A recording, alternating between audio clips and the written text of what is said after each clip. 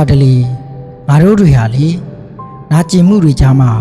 အတိတ်ကိုမေ့ပစ်ဖို့နီလန်းတွေရှာရကြပါတယ်ဒါပေမဲ့တတိထားပါအရင်လူကိုလေရှင်နေကနေရှားနှုံးပြည့်မမေ့နိုင်သေးသည်နောက်ထပ်လူသစ်တယောက်ကိုထပ်မံပြီးမရွေးချယ်ပါနဲ့哦ကိုယ့်ရဲ့ခဏတာစိတ်ပင်ပန်းနွမ်းနယ်မှုတွေကို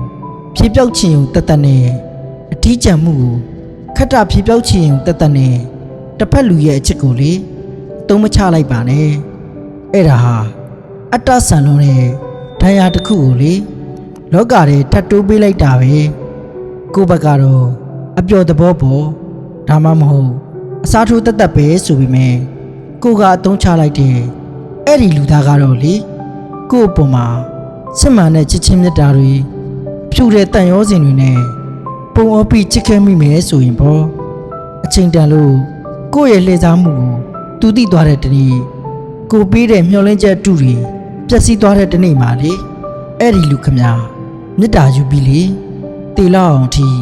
ယူသွတ်သွားတတ်ပါတယ်အချေးဆိုတာကစားကွင်းတစ်ခုမဟုတ်တယ်လို့လေလူတစ်ယောက်ရဲ့နှလုံးသားဟာလေအမုန်းဖြစ်စရာ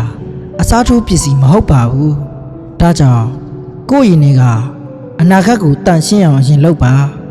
သူတစ်ပါးကိုမနာကျင်စေပဲကိုယ်တိုင်လည်းရင့်ကျက်တဲ့အချက်နဲ့တန်ဖိုးရှိပဲပြန်လေရှင်းတန်လိုက်စမ်းပါ